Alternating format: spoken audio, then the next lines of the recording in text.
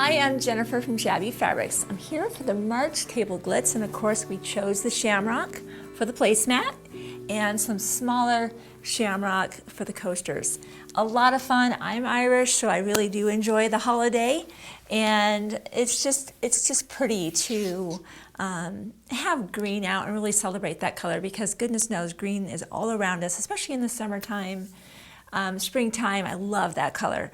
Download is definitely in the link below. If you are at the Shabby Fabrics homepage, you can also go to the bottom and just click on free download. You're looking for the table glitz for March, and of course we're doing a project for each month of the year. They've been a lot of fun for us, and we're getting to use our beautiful metallic threads all throughout this and just really enjoy using the metallic thread, and the thread director makes it so much fun. We'll go into that a little bit later. Once you get your download ready to go, there's 2 pages. You'll tape those together. And we've went ahead and cut that out already and got our shamrock cut out to its shape. Now, let me show you what we did with the hearts. We decided to separate those and do some beautiful stitching with some gold thread in between, and we accented each of the hearts with a beautiful green metallic.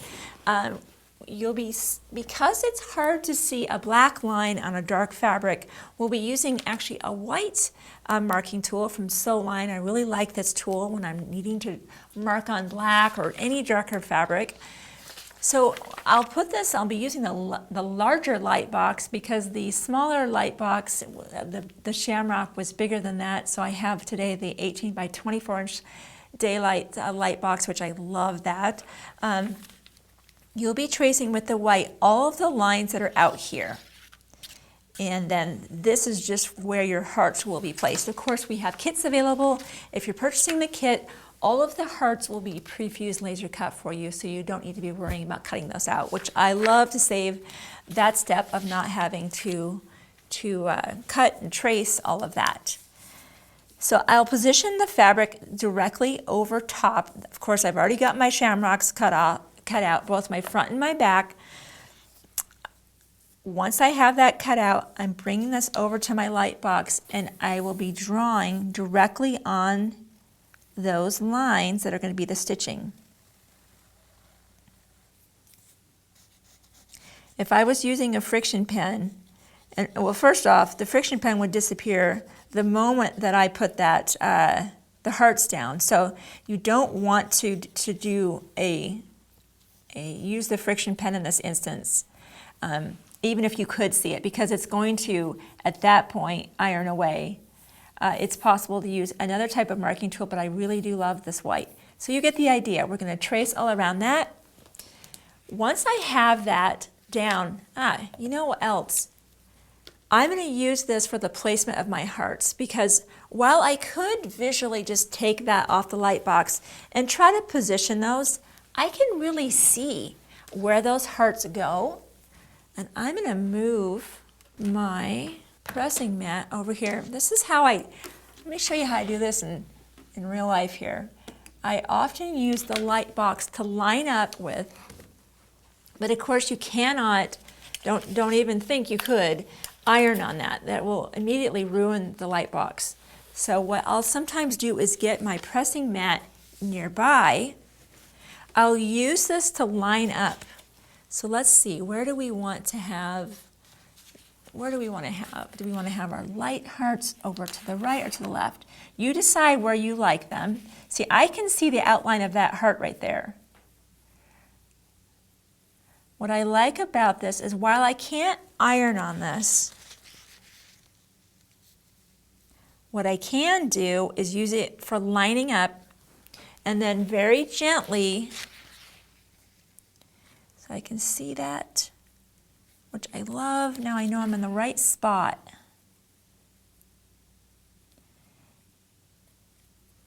And then very gently, and I can bring right over with it the pattern. That's not going to hurt that pattern to iron down. Isn't that great? So I don't have to try to guess that specific distance because I'm not going to get it exactly right, but if I use the assistance of the light box, I'm going to get that I'm much more likely to get that exactly where I want.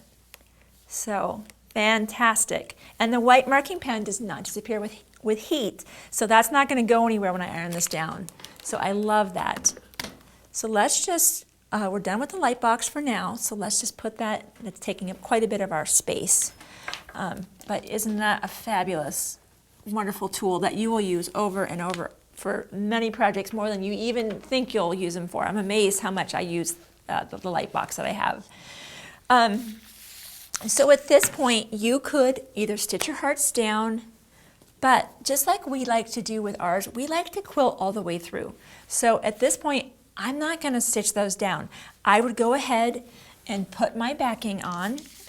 So let's take that pattern away, because we really like our project to look quilted. And when you're quilting through the batting, which would be here, and I just iron that to the back of my shamrock, cut around it. So I'm going to have one layer of batting, right? We go ahead, well, we can just do that. Just iron that down. And that's where I love my Kai scissors. I want this to be ironed, cut precisely. And there's nothing quite as sharp as those Kais.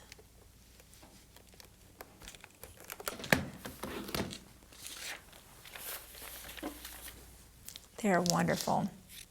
And of course, you're just going to get in there and cut right along the shape you already have. You get the idea here. Let me just get some of this bulk away at this point. So it's a little bit easier to manage the project. I will cut the majority of that with my rotary cutter.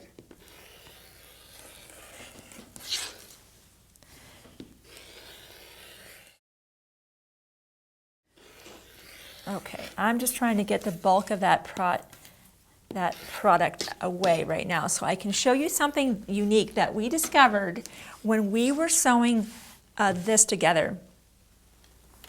And what we discovered was when we placed this right sides together and we went to sew 1/4 of an inch around each of the scallops and of course down on the stem,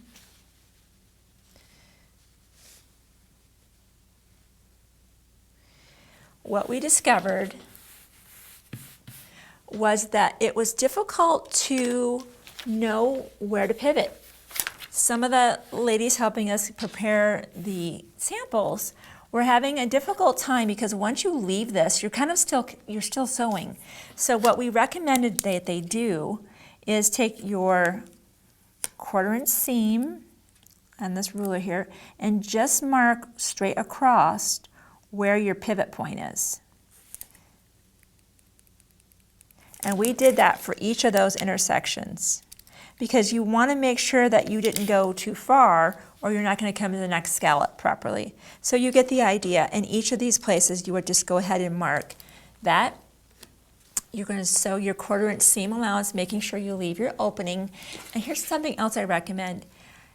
I would, and I strongly recommend, let's say you have your pivot point here. Let's say this is going to be your opening. You've decided that's your opening side right there. Mark that and mark this one. If this is going to be your opening side, do yourself a favor and come up to say here, maybe in here and stop, and here and stop, because that's going to make that, when you stop right there in that corner, it just makes it so difficult to turn that edge later. So come up and stop away from that little valley right there so that you're not having to tuck that fabric in later when you turn this through. So just something we learned, couple pointers we learned along the way when we were making the samples. We went ahead, of course, and did so that you will most likely want to snip into those valleys. It's just going to make it a little bit easier. You might even want to trim away some of the bulk. The Kai scissors are so ideal for that because they can cut through the 2 layers of fabric and the batting, and it's just a non-issue for these scissors. They're wonderful. So whatever you want to do or think you need to do to relieve some of that bulk in those corners, and definitely down in the stem where you have a pretty significant turn down in here. Go ahead and trim that so you don't have quite that full 1/4 inch seam allowance. And just for the sake of time, I'll go ahead and turn what I have. We'll be using our Collins point turner. You know, I am going to trim in those little corners real fast because otherwise it might not turn quite the way I'm hoping for. And this is our opening. I wanted to show how we came up. I don't know if you can see it on the overhead camera. We came up to here and came up to here, stopped, and you reinforce that. So when you turn that through, that's not going to come undone for you. I think we got everything. One more spot right there.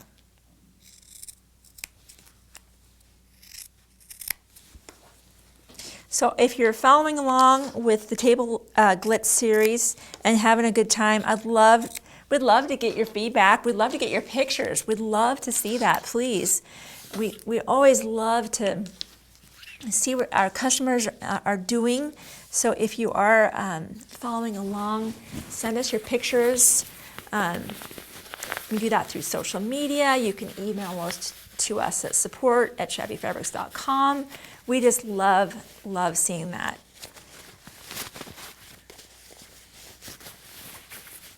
So I'll go ahead initially, whenever I turn something through, for the most part, will just use my hands, if I can get them in there, depending on how big the opening is. Sometimes that's not an option, but in this instance it is.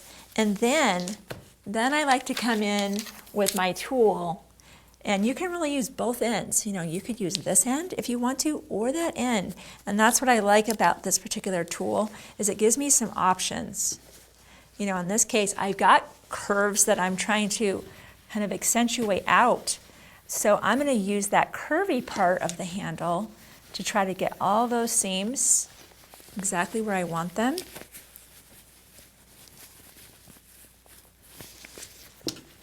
Look how nice that turns. Look at that. So from here, and it just turns it right on through. If this is an inexpensive item to add to your sewing basket, just get one and you'll be thrilled that you did. So let's get that out of the way.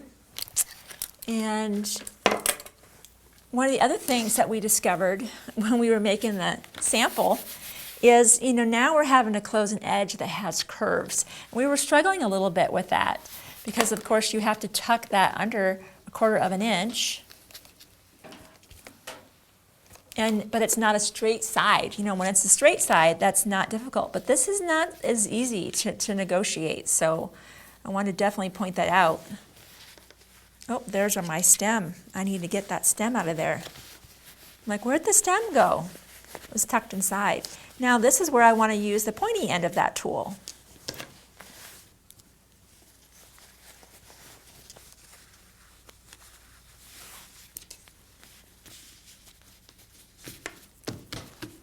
There we go. So let's press that out. And if an area is not curved enough or pointy enough, I would just get back in there with your Collins point turner, get that exactly the way you want it. What I wanted to point out here was this part. We were struggling with how do you tuck that under evenly. You know, you really have to work it around. We used our Wonder Clips to help us out. You know, as we were going, we were kind of clipping. But one of the things that Tammy discovered was that if she tucked this under 1/4 inch and press, and then just kind of worked her way, you know, went down like an inch, pressed, went down about another inch, pressed under the 1/4 inch. And you know, if it's not exactly 1/4 inch, not to worry. You just want to have symmetry with your arc, so you don't want to be too far off of that. But I wouldn't get too stressed about that being exactly 1/4 inch.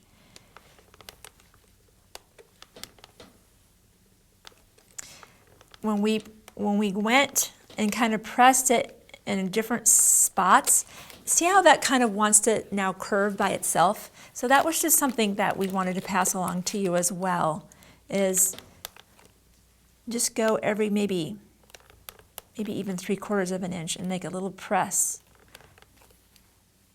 And you see how it's starting to kind of just arc around all by itself?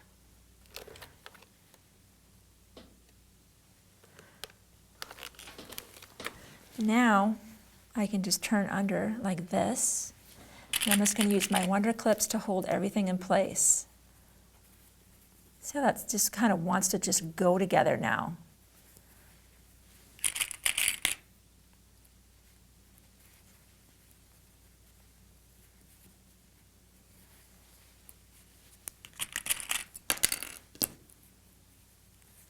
I love these Wonder Clips. I used to use pins for everything. Oh my goodness.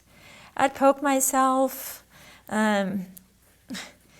Yeah, mostly poke myself was one of the reasons that when I found these Wonder Clips, I'm like, you know what? This is the answer to what and it's fun. They're colorful.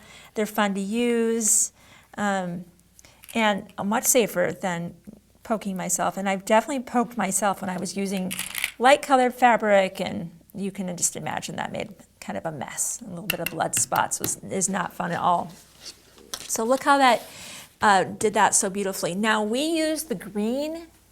We use the green metallic around the hearts and to close and to top stitch that, and you're also closing your opening. And then again, we use the gold where we had drawn in white. This is our thread director. I absolutely love this. It threads, it feeds the thread off on the right direction so that you're not going to get the breakage. I'm also using the Schmetz metallic needle. And you might need to play around with your tension just a little bit. I encourage you to practice on a scrap piece of fabric. So I'm going to get started sewing my applique down, and we'll see you for the next Table Glitz series.